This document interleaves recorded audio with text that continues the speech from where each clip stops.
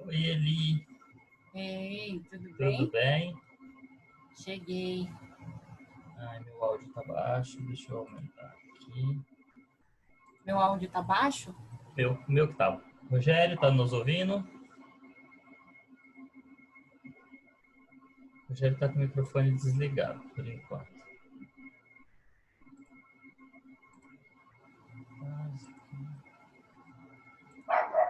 Oi, Eli. Oi. Tá aparecendo o slide? Não, tá aparecendo a pasta de arquivos. Ai.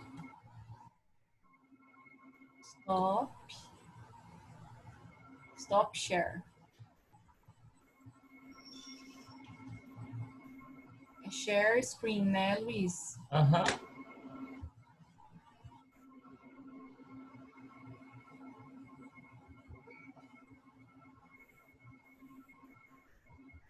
Só dá 2 cliques aí se você que ele abre o arquivo pra gente. Aí, foi. Apareceu? Apareceu, Luiz? Não, tá aparecendo a pasta da Não sei por que tá acontecendo arquivos. isso. Você clicou duas. Na hora de compartilhar, ele vai aparecer uma tela para você.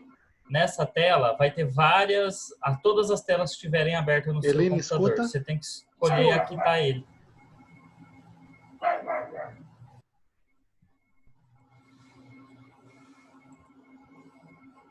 Foi? Foi. Eu tenho que colocar no modo apresentação, Luiz, ou não? Exato, no modo apresentação. É aí onde está o mouse mesmo. Ai, medo de você. Você sabe até onde tá. Aham. Apareceu no modo slide? Apareceu no modo slide. Peraí. Só... Não apareceu ainda no modo slide. Apareceu?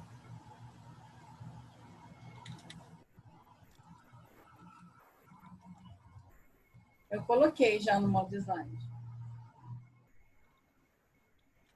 Agora apareceu, perfeitinho ali. Cuidados Tá farmacêuticos na área da ansiedade. Tá aqui. Aqui a gente tem o Alan, a Eliane Gasal, o Linaldo. Olha, o Linaldo tá aqui, nosso aluno egresso. Deixa eu ver quem mais. Boa noite a todos. Eu não consigo enxergar todo mundo, né, Luiz? Eu não consigo ver a sua tela, Eli, mas nós estamos agora com 15 participantes. Boa noite a todos. Luiz, vocês dão quanto tempo de tolerância para começar? No máximo uns 3, 4 minutos. Eu costumo dizer que a internet é igual ao avião, ela não espera. Então, porque é horário marcado, então a gente começa. Tudo bem que esse software, ele consegue gravar como é que eu vou dizer? Ele grava a aula total e a gente sobe para o YouTube depois, mas ao vivo você pode questionar dúvidas, é bem mais fácil. Certo. O Rogério está conseguindo nos ouvir? Estou conseguindo ouvir bem. Meu áudio tá bom, né? Perfeito. Conseguiu ouvir a Eli também, né, Rogério? Sim. Perfeito. Ó, a gente tem a Rosivane, que é nossa aluna egressa da Estética, o Linaldo. O Iberê está aqui. Boa noite, Iberê. O Márcio, Boa noite, Maísa, pessoal. Lucas, Guilherme Botelho, a Eliane Gasal, que é nossa aluna das análises clínicas, o Alan, Oi para Tá? todo mundo, pessoal. Aham. É tão diferente, né? A gente não consegue. Eu não, talvez seja eu, tá? Porque eu não sou muito parâmetro para essas coisas, não. Mas eu não consigo visualizar quem está. Não sei com quem eu estou falando. É diferente, assim. Mas para todo mundo que já está aí, boa noite. A gente vai esperar um pouquinho, uns 3, 4 minutos para começarmos, tá? Para ver se chega mais gente, para que a gente possa começar então a nossa conversa de hoje. Como que se dá, ô, Rogério? O pessoal, se quiser fazer pergunta, como é que é no Sim. final?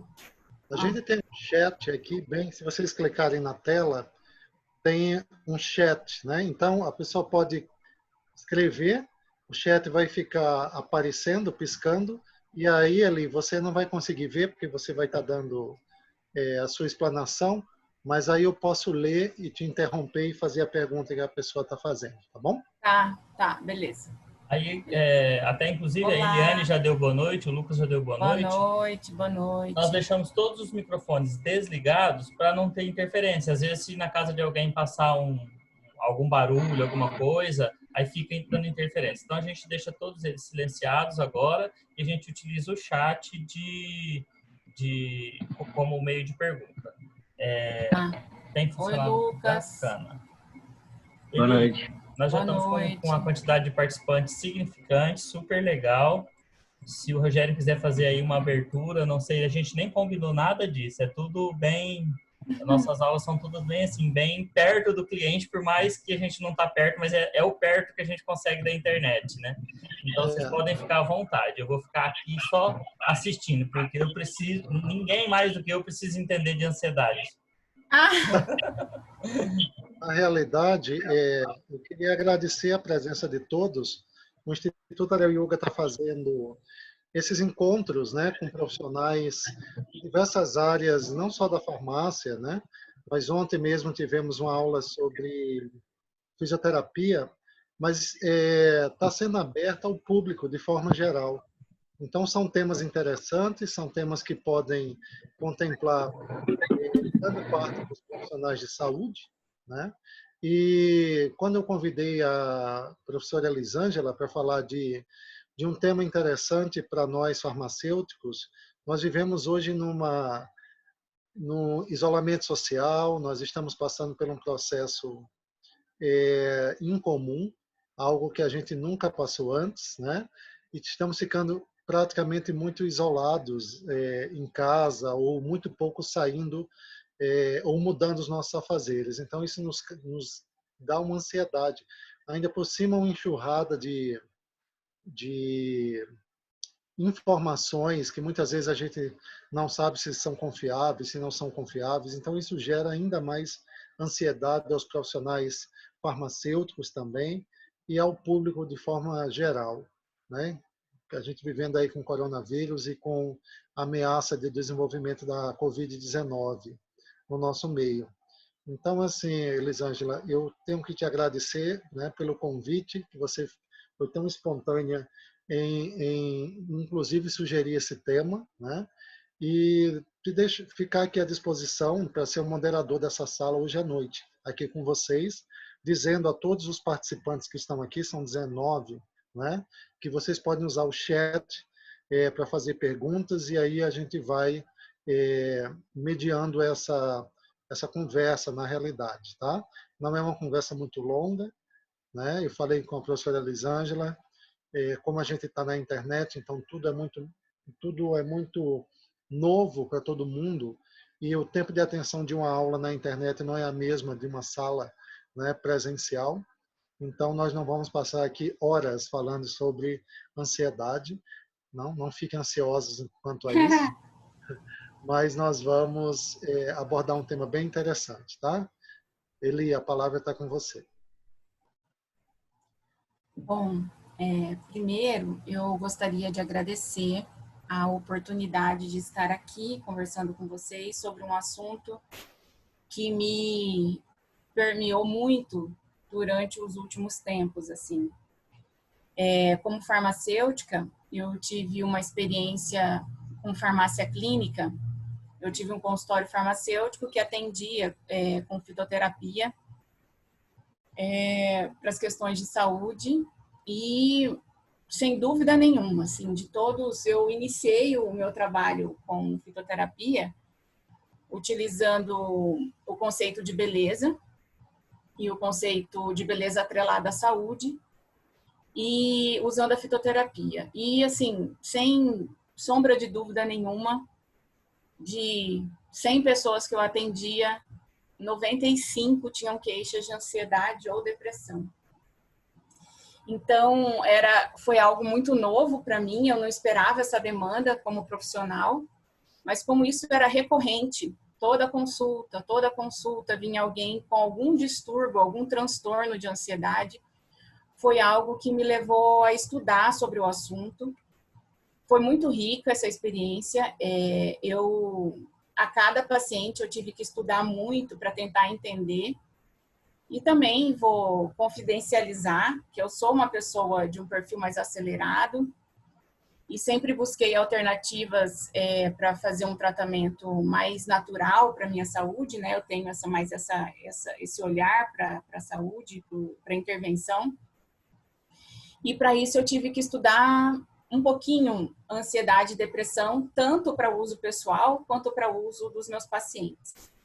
E desde então, eu tinha vontade de fazer essa conversa, eu conversava muito com os meus alunos de pós-graduação sobre o assunto, porque sempre aparecia o tema ansiedade, mas depois do aparecimento do coronavírus e toda a avalanche que ele provocou no mundo, né, o que dormiu não amanheceu, eu comecei a receber telefonemas de ex-pacientes, telefonemas de colegas, todo mundo relatando o que poderia fazer para o tratamento da ansiedade, porque começou a apresentar sintomas de transtorno de ansiedade, né?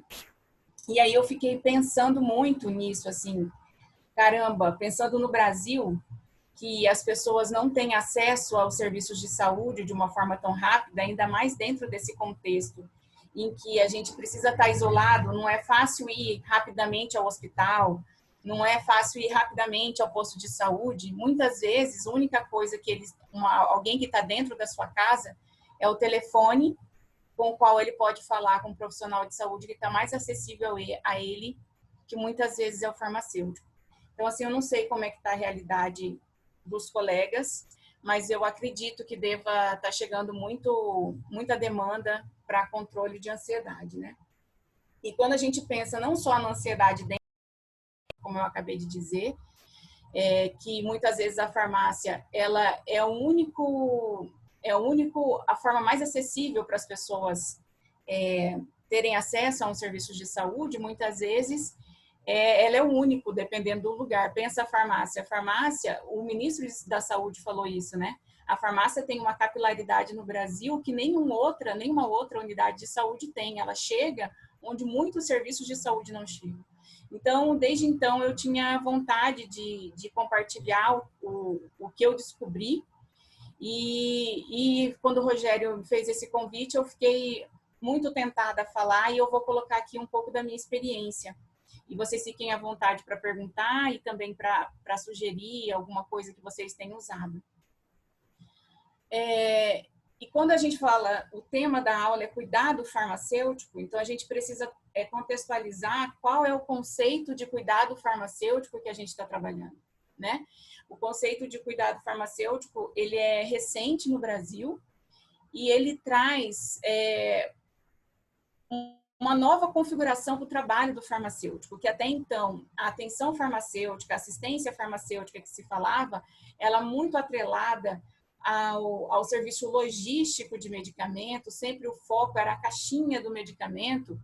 Quando se veio o cuidado farmacêutico, a denominação cuidado farmacêutico, quando o Conselho Federal de Farmácia conseguiu aprovar uma lei onde a farmácia ela passa a ser de fato um estabelecimento de saúde e não mais um estabelecimento de comércio, ela coloca o farmacêutico para próximo desse paciente, quando ele diz a farmácia é um estabelecimento de saúde, o farmacêutico pode fazer atendimento de uma forma individualizada e mais próxima do paciente, ele traz o conceito de cuidado farmacêutico, que é esse que eu gostaria de trazer para vocês aqui no cuidado farmacêutico com a ansiedade. Eu gosto muito desse conceito que está nesse segundo parágrafo, que é o conceito que o Conselho Federal de Farmácia traz, que o conceito de cuidado farmacêutico, ele é um modelo de prática profissional, onde o farmacêutico lança a mão de vários serviços farmacêuticos, de modo a atender não mais só o paciente,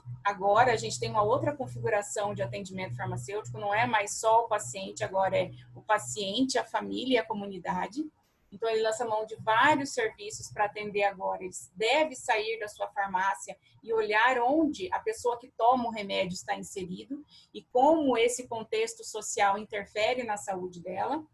E ele não está mais atrelado só ao uso racional de medicamento. Lógico que essa é a nossa expertise, né? Nós somos farmacêuticos, nós temos o olhar voltado para o uso racional de medicamento, minimizar a possibilidade de erro no uso, minimizar reações adversas, mas esse conceito que o Conselho Federal traz é que o farmacêutico, ele não é o profissional do remédio, ele é um profissional que cuida de uma pessoa que toma um remédio. Então, o farmacêutico, ele passa a promover, além do uso racional e ótimo do medicamento, ele começa a prevenir doenças, promover a saúde, fazer a proteção e a recuperação. Então, é esse o conceito de cuidado farmacêutico na ansiedade que eu queria trazer para vocês, que não é mais só quando chega um paciente dentro da farmácia queixando de algum sintoma ansioso, é só pegar uma caixinha de remédio e entregar para ele, porque agora o cuidado farmacêutico não é somente a medicalização, é você olhar para aquele paciente e promover a saúde. E quando a gente fala promoção da saúde, é muito mais do que medicar. Promover saúde é você promover o bem-estar físico, mental e social. Então, o farmacêutico tem que lançar mão de outras ferramentas que não só mais a dispensação para atingir esse objetivo. Então, o Conselho Federal de Farmácia, ele traz um modelo de processo de cuidado farmacêutico que eu gosto, assim, que é como se dá esse processo. Então, o farmacêutico, ele vai acolher ou identificar uma demanda. Isso é uma outra postura mais ativa que o farmacêutico tem, de acordo com esse modelo proposto pelo CFF. Ele não fica mais só esperando o usuário ir com a demanda de saúde. Ele também pode identificar a demanda de saúde da população. Então, ele identifica o primeiro passo do processo de cuidado, ele identifica a situação de saúde trazida pelo paciente, ou ele levanta essa situação de saúde da comunidade, ele identifica o processo, a queixa principal de saúde, ele planeja nessa parte amarela aqui, ele planeja qual a intervenção que ele pode fazer, ele prescreve, orienta a ação farmacológica ou não farmacológica, ele avalia o resultado, e depois dele acompanhar e avaliar o resultado, ou ele dá alta para esse paciente, ou ele encaminha esse paciente para um outro profissional de saúde. Então, vejam a diferença do que a gente faz hoje no aspecto de ansiedade com o paciente. Em geral, não estou falando que é todo mundo não, tá? Mas, de uma forma geral, o paciente chega, qual é a nossa postura hoje? O paciente chega com a demanda dele de sintomas ansiosos, de algum transtorno de ansiedade. Você identifica, muitas vezes não se dá o tempo. Não estou dizendo que é culpa do farmacêutico, tá? Também acredito que a configuração dos serviços farmacêuticos hoje, dentro de grandes redes, não propicia que o farmacêutico tenha esse contato mais aproximado com o paciente. Mas a gente precisa mudar esse paradigma. Muitas vezes o paciente chega com queixa ansiosa, você mal consegue ouvir se ele tem uma outra comorbidade psiquiátrica, você não consegue saber quanto tempo ele está sentindo isso, se ele toma um medicamento ou não, se ele tem se há um histórico familiar existindo naquela situação, se tem alguma ideia suicida recorrente. A gente pega o medicamento, entrega o paciente e perdi qualquer contato com esse paciente. Quando a gente fala em depressão e ansiedade, não é assim. Não deve ser assim. A gente precisa trazer o paciente para próximo de nós. Se você indicou alguma intervenção farmacológica ou não, eu preciso acompanhar esse paciente para ver se o que eu indiquei surgiu o efeito esperado para o paciente, porque senão eu devo encaminhá-lo de forma responsável a um profissional que consiga ajudá-lo naquele momento. Então, o modelo de atenção do processo de cuidado mudou. Não é só entregar a caixinha, deve mudar, né? Não é entregar a caixinha. Eu preciso identificar as necessidades do meu paciente, fazer a prescrição de ações farmacológicas e não farmacológicas, acompanhar esse paciente, qualquer paciente, principalmente se for um paciente que está com quadro ansioso ou depressivo, e depois da minha avaliação, ou eu encaminho ele para um outro profissional, ou ele pode continuar utilizando aquilo que eu indiquei. E aqui traz uma outra implicação. Hoje, quando a gente fala de tratamento psiquiátrico, de transtornos psiquiátricos, como ansiedade, que pode ser um transtorno, não necessariamente é um transtorno, depois a gente vai falar sobre isso, mas eu não tenho, muitas vezes, o farmacêutico age de forma sozinho, mas ele precisa, a partir de agora, quando ele fala do cuidado farmacêutico dentro desse formato que o CFF propõe, ele precisa criar uma teia, uma rede de cuidados, de modo que você consiga dar suporte para aquele paciente. Um psicólogo que possa estar junto com esse paciente no tratamento que você está propondo para ele. Se for um agravo, se for um sintoma, uma ansiedade leve ou moderada. Um psiquiatra, caso o paciente não responda à alternativa que você propôs. Então, precisa, a partir daí, também, então, mudar postura e criar uma rede de cuidados. Bom, quais são os serviços farmacêuticos que estão envolvidos aqui dentro desse processo de cuidado? São vários, então não é só dispensar. Quais são os processos, os serviços farmacêuticos que estão inseridos dentro do processo de cuidado? É você fazer educação em saúde, então você precisa orientar o paciente, principalmente no caso da ansiedade, que você vai precisar orientá-lo que o modo de vida dele precisa mudar. Então, atividade de educação em saúde, o manejo de doenças autolimitadas você pode fazer a dispensação, você pode fazer o monitoramento da medicação que foi utilizada. Mas eu gostaria de falar, principalmente no caso da ansiedade, sobre o serviço de manejo do problema de saúde autolimitado. Então, quando o conselho coloca que o cuidado farmacêutico ele pode utilizar o serviço de manejo de problema de saúde autolimitada, eu gostaria que a gente definisse o que é um problema de saúde autolimitado. Então, o problema de saúde autolimitado um problema de saúde, é uma enfermidade aguda, de baixa gravidade, de breve período de latência, que desencadeia uma reação orgânica, o qual não vai evoluir para um dano para o paciente, e que você, dentro da farmácia, pode tratar de uma forma segura e eficaz dentro dos medicamentos considerados MIP. Então, olha a responsabilidade. Não é qualquer caso de ansiedade que a gente vai se propor a ajudar dentro de uma farmácia. Por quê? Porque se for uma ansiedade que saiu de uma característica de um agravo menor, ou seja, já está apresentando dano na vida do paciente, já está apresentando risco para a vida do paciente, ou seja, o paciente já está com ideia suicida, ou é uma ansiedade que se arrasta há anos, isso já não é um problema de saúde autolimitado.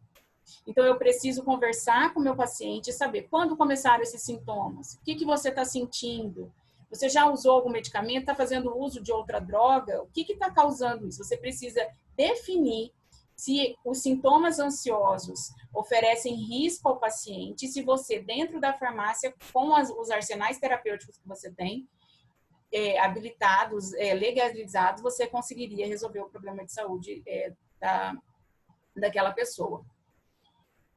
Aqui eu coloquei alguns elementos da anamnese que você deve levar em consideração para você definir se você vai ajudar esse paciente ansioso ou não dentro da farmácia, e qual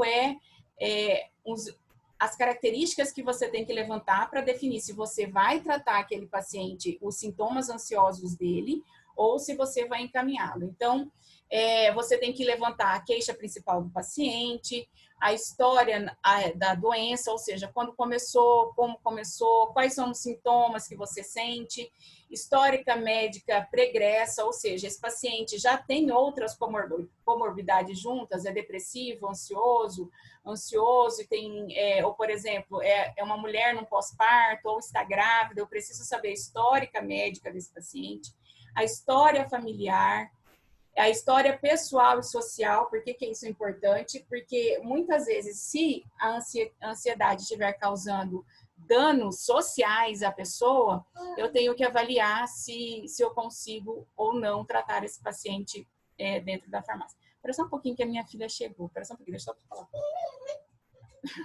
Voltei.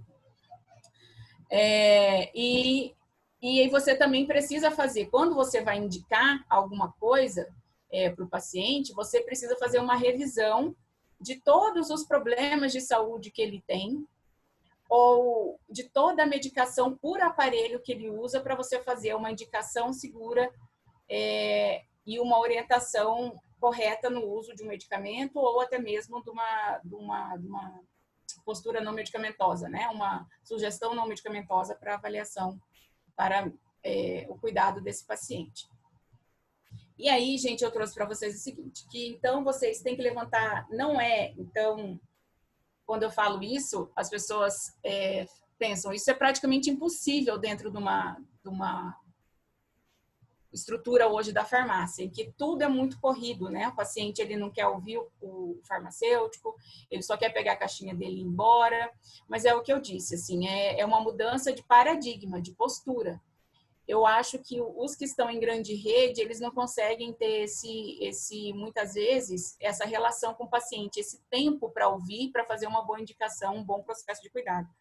Mas muitos que ainda não são rede, estão dentro de bairros, conhecem as pessoas, conseguem ter tempo para fazer isso. E então, assim, olha só quanta coisa a gente precisa fazer para fazer um cuidado farmacêutico na ansiedade. E outra dica que eu dou para vocês é que qualquer coisa que vocês forem fazer, indicar para o paciente, para controle de qualquer manejo para fazer um manejo de qualquer processo de saúde autolimitado, você precisa estudar o paciente caso a caso.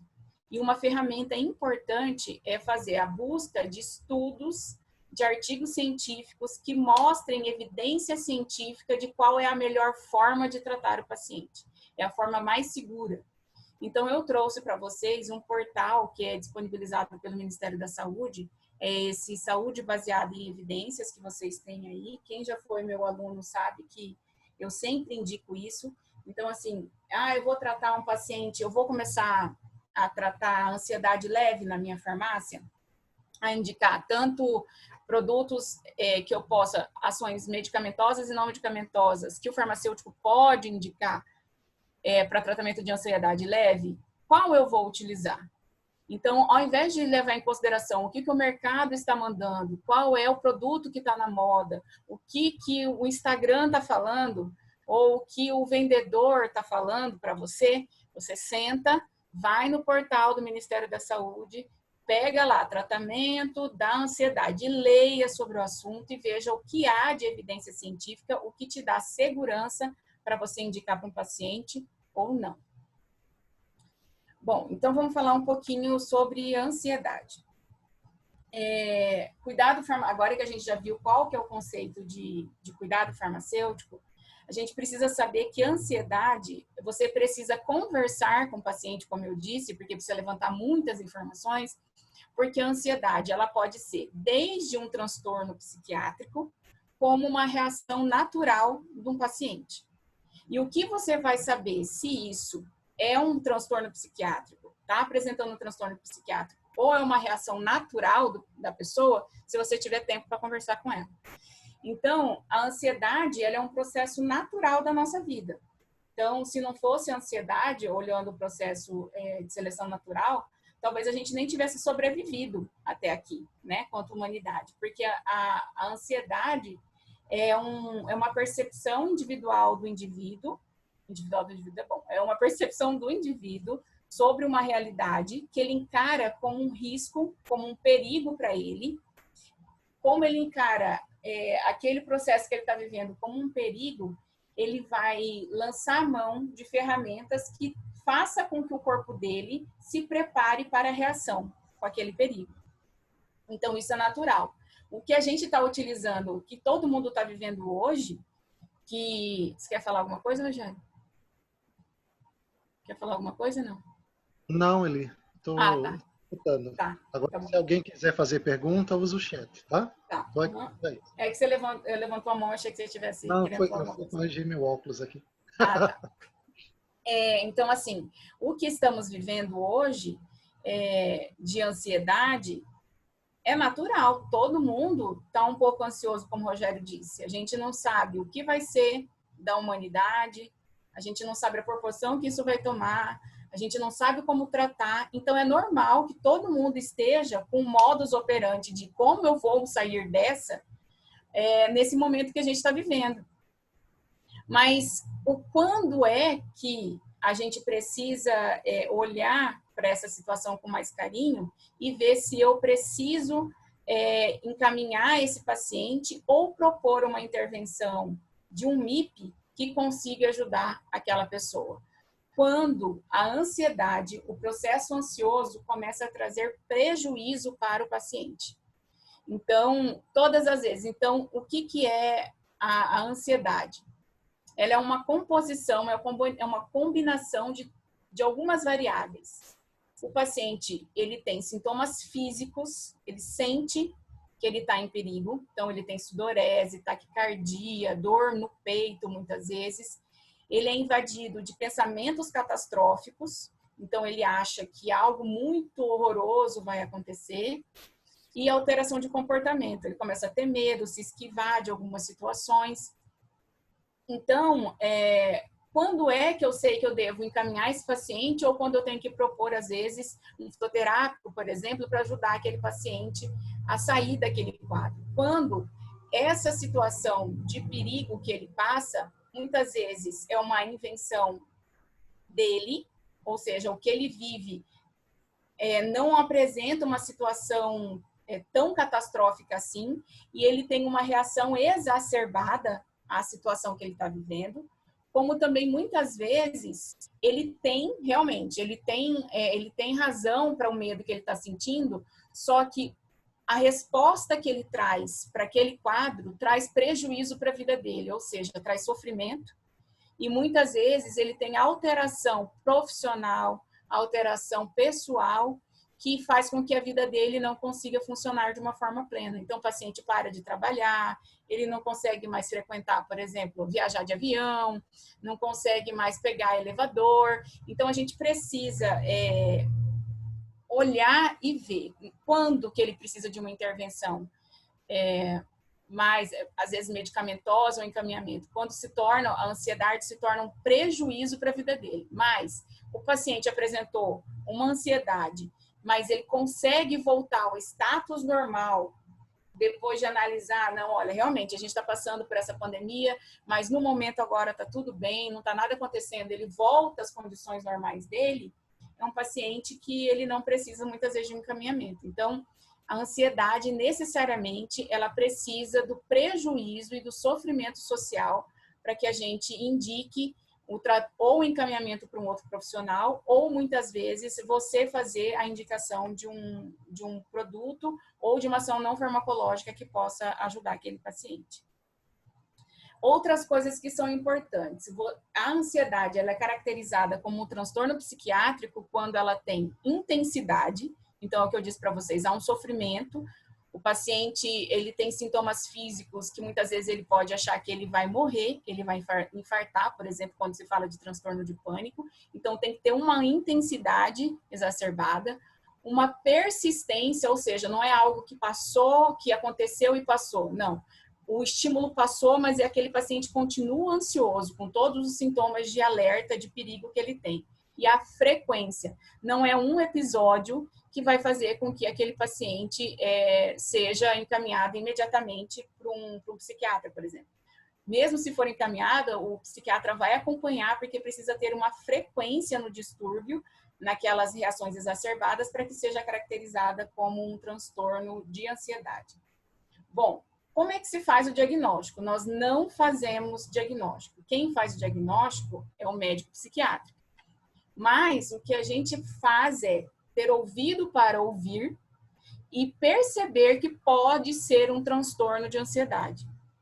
Então, os transtornos de ansiedade, porque quando a gente fala ansiedade, é um guarda-chuva maior, a gente tem transtornos de ansiedade que estão dentro, que são distúrbios distintos que estão dentro desse guarda-chuva maior. O diagnóstico é clínico e precisa de acompanhamento para se ver a frequência, ou o médico vai utilizar de outras ferramentas para fazer o diagnóstico. Mas uma coisa que é importante muitas vezes isso já aconteceu comigo quando eu atendia, uma paciente chegou reclamando de ansiedade e você precisa primeiro, quando ela fala que ela não está conseguindo dormir, está tendo taquicardia, sensação de perigo constante, uma primeira coisa que você precisa conversar com esse paciente ele faz uso de uma medicação contínua? E qual é essa medicação? Muitas vezes a medicação que ele toma pode gerar sintomas de ansiedade. Então, pensa um paciente que está tomando medicamento para tireoide. Se ele tiver com o medicamento fazendo um hipertireoidismo, ele pode ter taquicardia, ele pode ter sudorese, muito parecido com os sintomas da ansiedade, de uma forma geral. Então, eu preciso investigar, faz uso de outras substâncias e quais são, e estudar se essas substâncias podem estar interferindo no quadro do paciente ou não. E outra coisa que eu preciso verificar é se o paciente tem outra condição clínica, como no caso que eu citei. Conversando com a paciente, ela me relatou que ela estava tendo os primeiros sintomas de menopausa. Então, na menopausa, é comum as pessoas ou irem para depressão ou para ansiedade. Então, ao invés de indicar um ansiolítico para ela naquele momento, eu encaminhei para que ela fizesse o retorno no ginecologista para ver se ia ser necessária a reposição hormonal ou não. Mas nesse caso ela optou por fazer um outro tratamento alternativo que eu indiquei. Ela melhorou aquela condição e parou os sintomas de ansiedade. Então, antes de você levantar a antena para achar que pode ser um transtorno de ansiedade, precisa verificar, está tomando uso de outras medicações ou se está numa outra condição, tem outra condição patológica que pode estar levando a isso. Hipertireoidismo, hipotireoidismo, insuficiência cardíaca, apneia do sono, anemia, tem várias outras comorbidades que podem levar aos sintomas de ansiedade. Bom, em relação ao transtorno de ansiedade, como eu disse, a ansiedade é um guarda-chuva maior que tem vários outros transtornos dentro. Então, existem várias formas de classificar. Mas eu peguei essa classificação que veio da Universidade do Rio Grande do Sul, que leva em consideração ao tempo de existência. Então, quais são os transtornos de ansiedade que estão dentro do guarda-chuva maior ansiedade? As fobias, que pode ser fobia específica, fobia social, agorafobia e transtorno de ansiedade generalizada. Então, as fobias é quando o paciente apresenta um medo específico a uma situação. Então, por exemplo, fobia específica, quem tem medo de lugar fechado, por exemplo, é uma fobia específica, é um transtorno de ansiedade. Fobia social é quando o paciente ele se esquiva da interação social, ele tem dificuldade da interação social, outro transtorno de ansiedade. Agorafobia é quando o paciente relata que ele não consegue ir em lugares, que ele julga que ele não pode ser socorrido ou vai ter dificuldade de ser socorrido naquele espaço. Então, se acontecer alguma coisa comigo, eu não, por exemplo, paciente que está no cinema, não consegue, eu já ouvi isso, paciente que não consegue ir no cinema e nem no teatro, porque se pegar fogo, olha o pensamento catastrófico, se pegar fogo, não tem como ele sair rapidamente, ele não consegue ir ao teatro, ao cinema por conta disso. É agorafobia. Transtorno de ansiedade generalizada é quando o paciente, ele se queixa, ele tem uma preocupação excessiva com tudo. Tudo é muito preocupante para ele. E o paciente tem sintomas físicos muito persistentes. E ele também, em relação à questão tempo, o paciente, mas antes de falar da questão tempo, o paciente com ansiedade generalizada, ele diz, a palavra-chave dele é que ele está no limite. Ele está com os nervos à flor da pele, ele está como se fosse uma casquinha de ovo.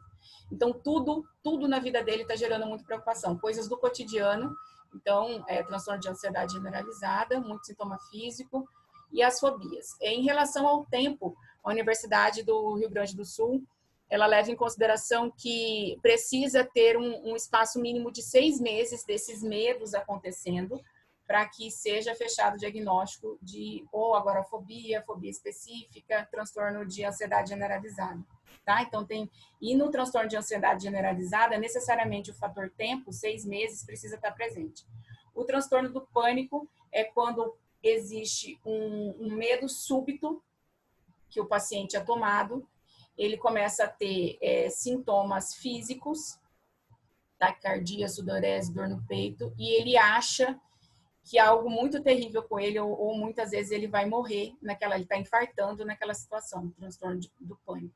E para esse material que eu trouxe, ele para se fechar o diagnóstico de transtorno do pânico, o paciente precisa ser acometido por 1 mês após o primeiro episódio, com preocupações com a próxima crise, ou o que pode acontecer com ele se ele tiver uma outra crise. Então, precisa 1 mês essa preocupação do quadro. O transtorno de estresse pós-traumático, que é um outro tipo de transtorno de ansiedade, é quando o paciente tem a revivência com a mente dele sendo invadida por pensamentos de uma situação traumática que aconteceu com ele. Então, vamos pensar num assalto, por exemplo. O paciente, ele sofreu um assalto, a mão armada, e depois que isso aconteceu, ele passa várias vezes por dia voltando à imagem do que aconteceu com ele e ele sentindo aquele medo durante um tempo. Qual é o tempo para se fechar esse diagnóstico lá com o psiquiatra? A duração mínima de 1 mês da duração desses pensamentos. E o transtorno obsessivo-compulsivo, que é um outro transtorno de ansiedade, que traz que o paciente tem um ritual onde ele cria um ritual, pensamentos invasivos também, que faz com que leve o paciente a organizar, limpar, trocar o tempo todo. Então, ele tem pensamentos invasivos e esses pensamentos levam a um ritual que faz com que o paciente leve a repetição nessas situações de guardar, limpar, organizar. Bom, então, o diagnóstico é clínico, lembrando, não somos nós que vamos fazer isso, mas a gente precisa ter o ouvido atento para saber do que se trata, para ver se encaminhamos ou não o paciente para fazer uma outra avaliação. Uma outra coisa que a gente precisa, então, fazer, então, o primeiro passo do paciente é o acolhimento. Então, assim, é psicoeducação. Antes do tratamento, porque quando a gente fala de tratamento para paciente com ansiedade, tratamento para paciente com depressão, vocês não têm a noção de qual é a resistência das pessoas para o tratamento de transtornos da saúde mental. Então, o primeiro passo para o farmacêutico é fazer a psicoeducação. Então, assim, uma coisa comum para todos, o farmacêutico precisa conversar com esse paciente que o que ele tem é real, ele não está ficando doido. Né? As pessoas, muitas vezes, elas nem falam sobre o assunto, porque elas acham que as pessoas vão achar que ela está doida. Então, você precisa conversar, dizer que isso é um transtorno de um órgão chamado cérebro, que é tão igual a um coração que você tem, e que isso tem tratamento, porque as pessoas não querem ir para o tratamento, elas têm preconceito com o tratamento da doença emocional.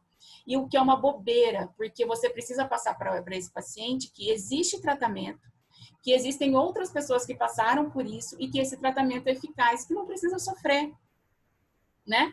Muitas vezes a pessoa ela se nega, ela fica anos dentro de um quadro de transtorno de ansiedade por puro preconceito.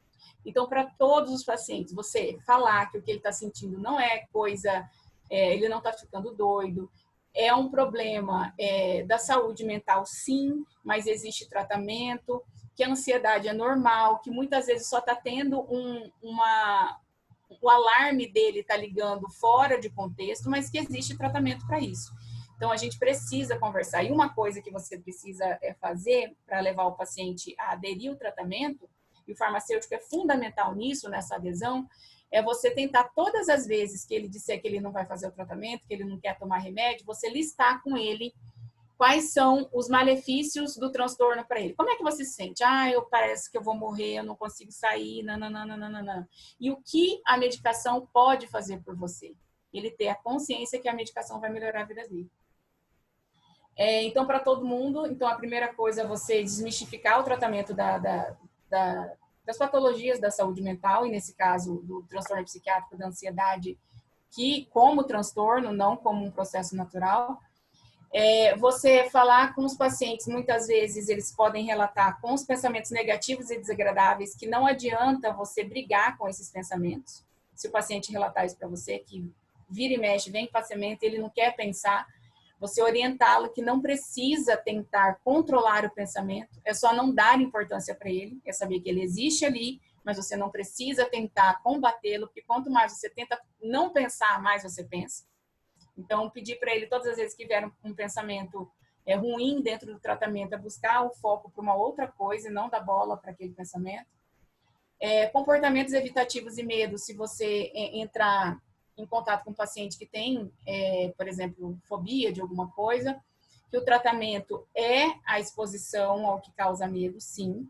Só que ele está em conjunto com o psicólogo e com o psiquiatra traçar metas de enfrentamento de coisas que para ele são mais tranquilos de enfrentar até as coisas mais difíceis. Mas o tratamento para comportamentos evitativos é o enfrentamento. Pacientes com muitos sintomas físicos ou crise de ansiedade, muitas vezes já aconteceu do paciente ter uma crise de ansiedade juntamente comigo, e pode ser que aconteça com vocês. Então, se o paciente na farmácia chegar ou relatar que tem muitos sintomas físicos, é ensiná-lo que a respiração consegue fazer com que o paciente retome a consciência, um pouquinho mais o processo de tranquilidade, falar que a respiração não vai fazer com que tudo desapareça, os sintomas de ansiedade, mas ajuda a controlar. Então, você pedir para ele colocar a mão no peito e na barriga e pedir para respirar só mexendo a mão da barriga, fazer a respiração diafragmática de forma lenta, de forma que o paciente vai acalmando para que vocês possam conversar. Pacientes que vão iniciar o tratamento com psicofármaco, então muitas vezes o único profissional de saúde, pensando na realidade do Brasil, que não é todo mundo que consegue ter acesso ao serviço de psicologia através do sistema privado, e muitas vezes tem dificuldade pelo SUS, muitas vezes o paciente, o farmacêutico vai ser o único profissional que esse paciente vai ter contato depois que o médico prescreveu um psicotrópico para ele. E aí o farmacêutico precisa passar informações que vão aumentar a adesão ao tratamento. E quais são elas? Falar que a medicação, alertar quais são os efeitos adversos que a medicação pode trazer para ele já saber e não ficar assustado na hora que elas acontecerem. Dizer que vai demorar um pouquinho para o efeito ansiolítico da medicação começar, porque muitos pacientes eles têm a ideação que ele vai tomar o comprimido e que a ansiedade vai desaparecer, e não é assim. Precisa de um tempo para que ela faça efeito. Também dizer para o paciente que pode ser que piore um pouquinho o quadro de ansiedade no início, mas que depois o paciente vai melhorando com o passar do tempo. Ixi, eu acho que eu estou falando demais. Mas deixa eu, então, tentar só colocar aqui. De uma forma geral, eu coloquei aqui para vocês, eu tinha colocado mais detalhadamente, mas eu queria focar numa outra coisa com vocês. Em relação ao transtorno de ansiedade, as fobias, todos os transtornos de ansiedade, transtorno do pânico, transtorno de fobia, ansiedade generalizada, de uma forma geral, o que a ciência traz como padrão ouro do tratamento. Depois eu posso mandar para Rogério a aula e vocês podem olhar. De uma forma geral, a primeira linha de tratamento são os antidepressivos, os inibidores de recaptação de serotonina. O padrão... Oi. Essa aula está sendo gravada, tá? Então vai ficar disponível. Não, mas é que eu vou passar os slides, né, para eu ir. Então eu vou passar os slides, porque senão eu não vou conseguir falar tudo que eu preciso. E aí depois eu posso passar o slide para vocês, se vocês quiserem, ou me pedem, que daí vocês dão uma olhada. De uma forma geral, o padrão ouro, a primeira linha de tratamento não é o uso de benzodiazepínicos, mas é o uso o padrão ouro de antidepressivos e inibidores de recaptação de serotonina, porque causam menos efeito adverso ao paciente. E a segunda linha vem, então, os antidepressivos tricíclicos e os benzodiazepínicos.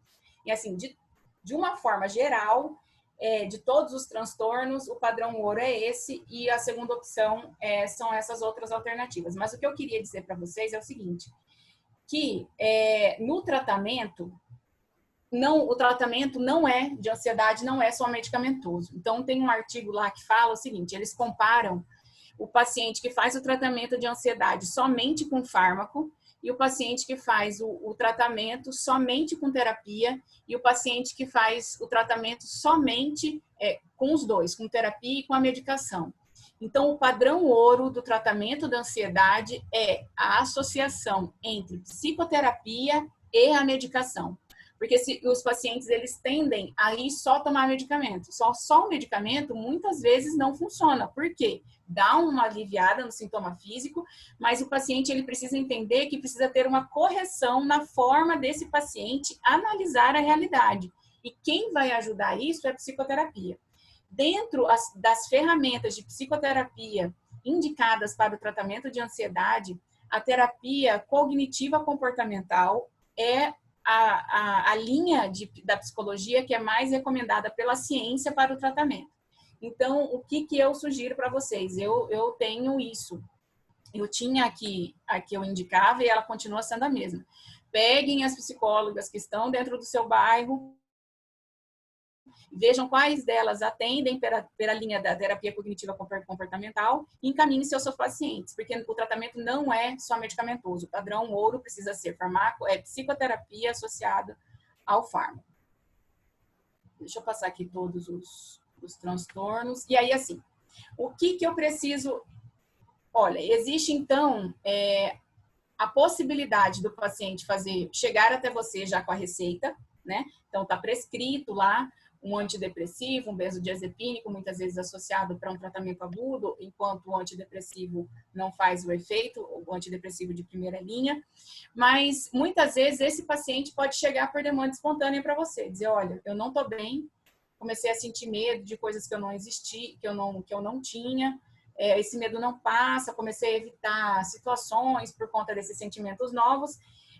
Quais são os parâmetros que você deve utilizar para não propor algo para esse paciente e encaminhá-lo? Não propor aspas, que depois eu vou falar uma coisa que a gente pode fazer para ajudar. Mas quando que eu preciso encaminhar? Quando o pensamento, você está com um paciente que ele está com ideação suicida persistente, então o paciente ele vai estar apavorado com o que ele está pensando e ele vai abrir isso para você. Então, se aconteceu, é momento de você encaminhá-lo. Então, você precisa ter o seu psiquiatra de encaminhamento ou ter a unidade de saúde que possa atender aquele paciente, né? Que tem um psiquiatra que possa atender. Quando o paciente já relata que ele já vem de um tratamento com antidepressivos e não teve efeito, então quando o paciente relata que já é crônico, ele já vem com tratamento já com 2 classes terapêuticas e não respondeu, ou quando ele apresenta esse quadro advindo de um transtorno por uso de substâncias graves. Então, por exemplo, um paciente que é usuário de droga, está na abstinência e apresentou ansiedade. Então, é um quadro muito agudo para você tentar corrigir com as coisas que você pode corrigir de forma ética e responsável dentro da farmácia. Então, são esses três quadros que exigem encaminhamento para um profissional, um psiquiatra e um psicólogo. E aí você fazer um encaminhamento através do serviço, né? De um formulário, encaminhando esse paciente. E aí, assim, aqui nesse quadro de pacientes que você não vai conseguir atender, porque ele precisa de encaminhamento, o que eu sugiro para vocês é o seguinte: você pode indicar para esse paciente o uso de ômega 3, 2,5 gramas dia, por 4 semanas, no mínimo, 12 semanas. Porque existe um estudo que fala que o ômega 3, ele aumenta a sensibilidade do receptor, do neurotransmissor ao receptor, e ele também melhora o suporte de glicose e oxigênio no cérebro do paciente. Então, o paciente veio, você vai encaminhá-lo, ou é um paciente que já não está tendo resposta ao tratamento que já foi proposto, você pode indicar ômega 3 para o paciente na dose de 2,5 gramas dia, no mínimo 4 semanas, para melhorar a resposta dele aos tratamentos propostos e até mesmo melhorar já endogenamente a ligação do neurotransmissor ao receptor sináptico desse paciente. Melhora muito. Tem um estudo, se vocês quiserem, depois eu posso mandar para vocês, só me perguntar. E aí, deixa eu falar aqui rapidinho. Ó, então, tenho pouco tempo aqui para falar, mas dentro da farmácia, a gente não vai poder indicar o uso de medicações que são de prescrição médica, né? Mas nós temos dentro da farmácia uma ferramenta muito valiosa, que é a fitoterapia, que é a qual eu trabalhava, que você, quando bem utilizada, você pode salvar muitos pacientes de quadros ansiosos, assim como eu consegui. Não foram todos, não vou dizer para vocês, não foram em todas as situações que a fitoterapia salvou, mas muitos pacientes eu consegui ajudar através da fitoterapia. Quais são as plantas que a literatura nos traz como alternativas para tratamento de ansiedade leve a moderada? Então, acela, polônia, laranja amarga, capim-santo, mulungu, erva cidreira, alface, erva cidreira, camomila, melissa officinalis e passiflora, eu coloquei SP. Oi? Não estou conseguindo te ouvir, Roger.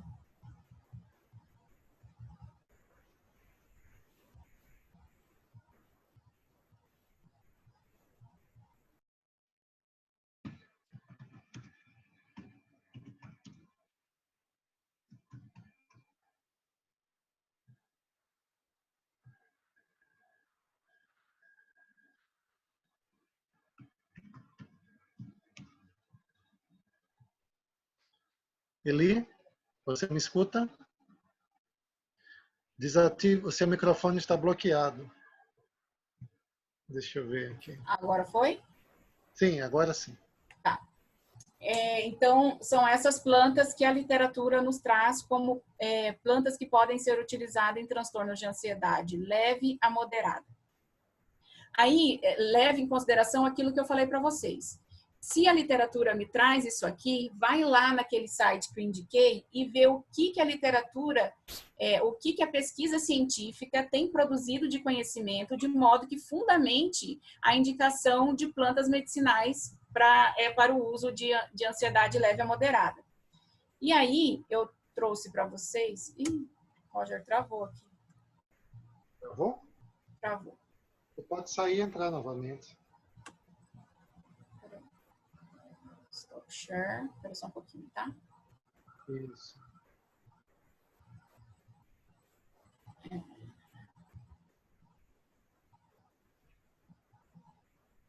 Pode ir lá para baixo. Oi? Pode até definir Aí, lá em... tá. Okay. Já foi. Foi, né?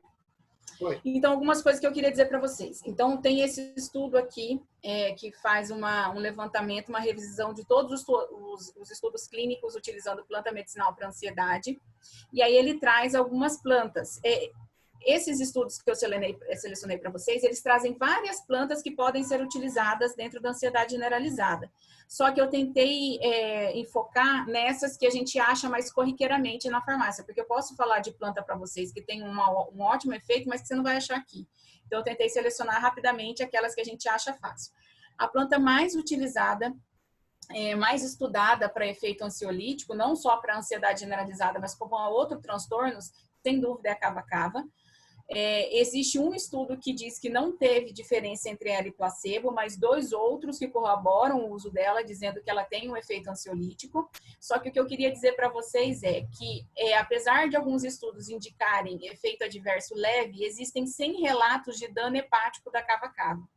Então, não é uma planta que eu indicaria para uso, até porque ela é de prescrição médica, tá, gente? Cava-cava. Então, é uma planta que, na minha opinião, Elisângela, eu nunca indiquei e eu acho que vocês poderiam indicar se tivessem curso de especialização para fazer, mas que até então é de prescrição médica e tem o seu risco. Entre as passifloras, que é o maracujá, a passiflora mais estudada e com efeito comprovado é a passiflora incarnata. Então, tem um estudo que compara a ação dela ao oxazepam e que não teve uma diferença estatística no uso dos dois. Então, indicando que ela tem o mesmo efeito desse benzodiazepínico. Só que qual que é o problema desse estudo? Eles colocaram uma dose de oxazepam baixa e também ele não diz qual era a composição desse extrato. Mas entre as plantas mais estudadas é a Passiflora incarnata. E eu, Elisângela, já indiquei, sempre indico Passiflora incarnata para pacientes com sintomas ansiosos e que ajudam o paciente a fazer controle desses sintomas. O que eu queria indicar para vocês, não é qualquer fitoterápico que você tem na sua farmácia que você vai indicar. O que você precisa prestar atenção para fazer uma boa indicação de fitoterápico? Você precisa dar preferência, olha lá, eu não estou fazendo propaganda desse medicamento não, tá? Eu só quero que vocês olhem aqui a composição e vocês prestem atenção no seguinte: deem preferência por ter na sua prateleira fitoterápico que tem extrato seco padronizado. O que isso significa? Que aquela planta, ela foi concentrada de modo a ter o ativo que faz o efeito ansiolítico que o medicamento precisa. Então, dê uma olhada lá, olha a composição do medicamento que você tem na prateleira e veja se ele tem o extrato seco padronizado aqui tá vendo que tem expressas em vitexina? É o ativo da passiflora que faz a ação ansiolítica. Então, você precisa fazer esse estudo, dar preferência para ter extrato seco padronizado, fitoterápicos com extrato seco padronizado e com marcador da ação ansiolítica da planta. A valeriana officinalis também é de prescrição médica e ela teve um estudo científico que, provavelmente por conta do N muito pequeno, que usou só 12 pacientes, não deu diferença ansiolítica entre ela e o placebo, então não deu, então provavelmente pode ter sido um erro de desenho do estudo, mas precisaria de outro estudo para confirmar. A camomila é uma planta que tem um potencial ansiolítico ótimo. O que você precisa verificar? Se o extrato seco que você está utilizando tem apigenina, que é o ativo que vai dar ação ansiolítica, e que ela tem estudos que comprovam a ação ansiolítica. Uma outra coisa que eu queria dizer, outra é a centelha asiática, que é uma planta que é utilizada na Índia para auxiliar na meditação e trazer mais concentração. E esse aqui foi um achado novo meu, assim, eu não tinha visto essa planta até então nos meus estudos. E ela traz uma coisa diferente em relação aos outros fitoterápicos. A maioria dos outros fitoterápicos, eles agem fazendo uma diminuição, uma ativação da transmissão inibitória. Muitas vezes, a maioria dos fitoterápicos agem em GABA. Já a centelha asiática, estudos em ratos, indica que ela aumenta o nível de serotonina, noradrenalina e dopamina em ratos. Então, o que isso indica? Pode indicar que ela tem um efeito como os antidepressivos, aumentando na fenda sináptica o neurotransmissor.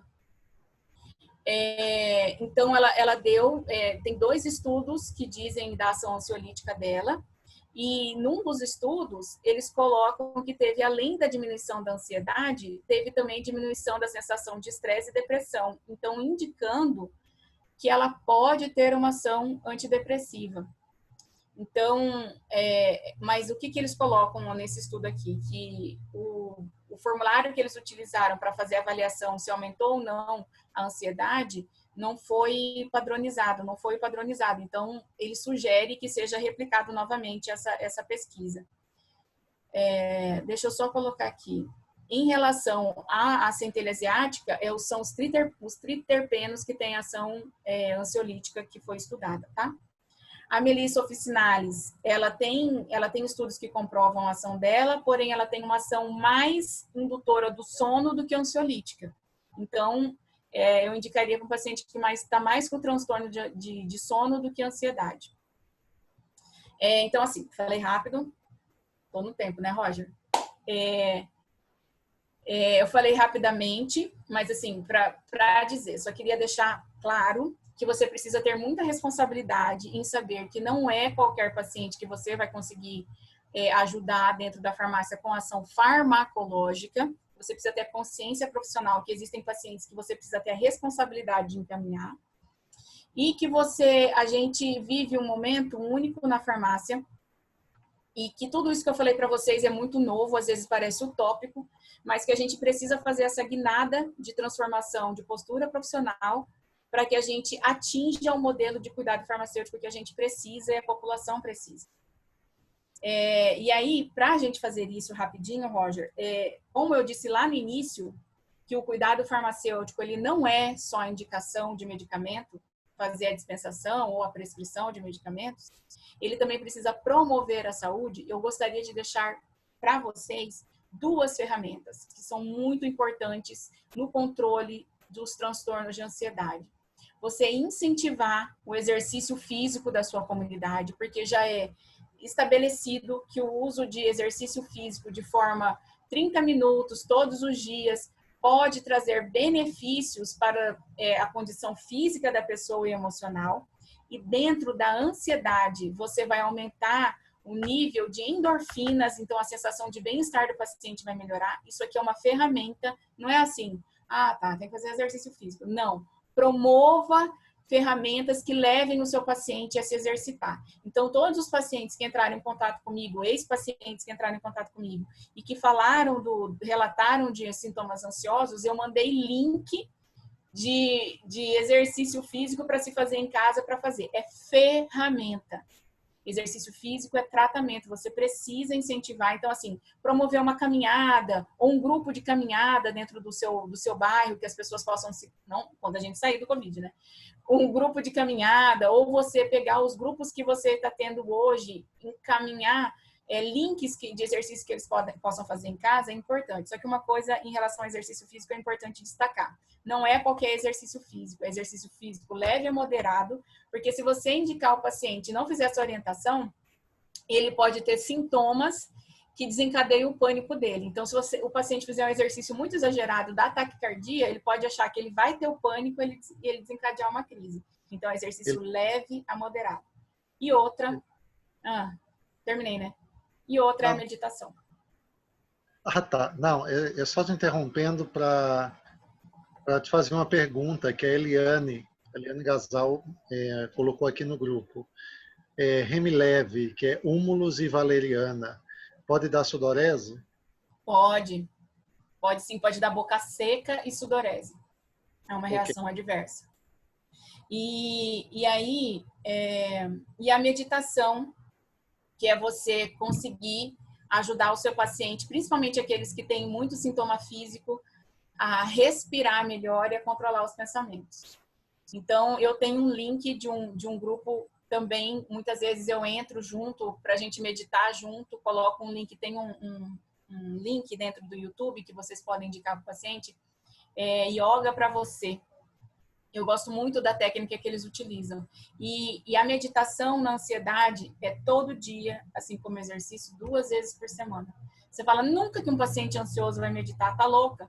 Você tem que colocar, é possível, é como você aprender a nadar. Um dia você coloca o pé dentro da piscina, outro dia você mergulha, outro dia você nada, mas é necessário. Então, não vamos só promover o controle da ansiedade através do medicamento, também precisamos promover atividades que melhoram a qualidade de vida como um todo. É isso, pessoal. Só complementando a pergunta da Eliane, que depois ela colocou, né? A respeito do húmulus e valeriana. Se dá sudorese, você respondeu que sim, boca seca. Deve parar o tratamento? Deve adequar a dose? Qual a conduta? Em geral, assim, quando o paciente que ele tem muito efeito adverso, eu sempre começo... Era difícil quando eu fazia a indicação de um fitoterápico, eu indicar um fitoterápico já industrializado. Eu usava muito a farmácia de manipulação, porque eu começava com a dose mínima, acompanhava esse paciente depois de 1 semana, ia vendo as reações adversas. Se não tinha reação adversa e ainda queixava de algum sintoma, eu aumentava a dose. Se não, estava muita reação adversa, eu diminuía a dose. Em relação ao seu paciente, se ele está tomando um medicamento industrializado, que eu acho que é o caso, você precisa conversar com ele qual é o custo-benefício do uso do tratamento. Se está muito incomodando a sudorese nele e ele pretende parar o tratamento, ou se ele prefere ter a sudorese e melhorar os outros sintomas ansiosos, entendeu? Mas eu acho que a farmácia de manipulação é uma ótima estratégia que a gente tem para o controle do fitoterápico, da dose do fitoterápico. Você vai ajustando com a resposta do paciente. Ok, o Alexandre, ele escreve que tem 2 aplicativos bem bons também para meditar. Um Quais se são? chama Meditopia e o outro se chama Calm. Ambos possuem versões pagas e gratuitas. Isso. O Kleber, ele está te dizendo que você fez uma ótima aula. Ele trabalha em Obrigada. análises clínicas desde que formou há 13 anos, mas está redescobrindo a farmácia clínica. Tinha esquecido o quanto é maravilhosa. Aí, Ah, muito obrigada, obrigada. É uma área que eu gosto muito, eu sou apaixonada. a professora Ivana te parabeniza pela apresentação e escolha do tema. Obrigada. O sistema nervoso é o território onde um grande número de plantas exerce atividade e sempre devemos buscar alívio. Ai, meu Deus, peraí. Buscar alívio através do diagnóstico, tratamento, estudo ou acolhimento. E aí Sim. nós temos a Fernanda, o Linaldo, enfim, todos que estão aqui na sala estão te Ah, parabenizando, muito obrigada, né? pessoal. O Lucas, Obrigada. enfim, todos. Tá? O Tá. Alexandre, o Linaldo, o Edinaldo. Obrigada, obrigada. Pessoal, é um assunto que eu gosto muito, como eu disse para vocês, não foi um assunto que eu escolhi estudar, o assunto me escolheu. Sempre os pacientes ansiosos vinham aparecer. Dizem que os similares, não, os contrários, os similares se atraem, né? Vai ver que é isso. Os opostos se atraem. O oposto se atrai, mas nesse caso, vai ver que eu sou uma pessoa calma e não descobri ainda, né? E, e eu tenho, foi assim, parou na minha mão e é um assunto que eu gosto muito de estudar, nunca paro de estudar. E vocês não têm a noção de como isso pode ajudar a vida das pessoas. E a gente precisa, a professora Ivana acabou de dizer, a área da fitoterapia é uma área que é tão nossa, pessoal. A gente acaba deixando, relegando ela a outros profissionais, que é uma área que a gente tem todas as ferramentas para exercer. E se vocês soubessem como a gente pode ajudar de uma forma tão acessível e mais natural para as pessoas, é impressionante. A Eli, ela é professora do Arel Yoga também, da pós-graduação em farmacologia clínica, a professora Ivana, que também está aqui, o professor Edinaldo, né? O Sim. professor Alexandre, enfim, temos muitos professores aqui. A Nathalie está te chamando de rainha da fito. Ah, nada. Tem outras rainhas. A professora Ivana é a rainha. Mas eu agradeço o elogio. Obrigada. Então, eu que tenho que agradecer a todos também, né? Falar que nós estamos fazendo mais e mais estudos assim, te agradecer a disponibilidade, porque assim como está sendo gratuito para todo mundo, está sendo também totalmente uma ação da Eli totalmente generosa para todos nós, né? De falar de um assunto tão legal e tão interessante.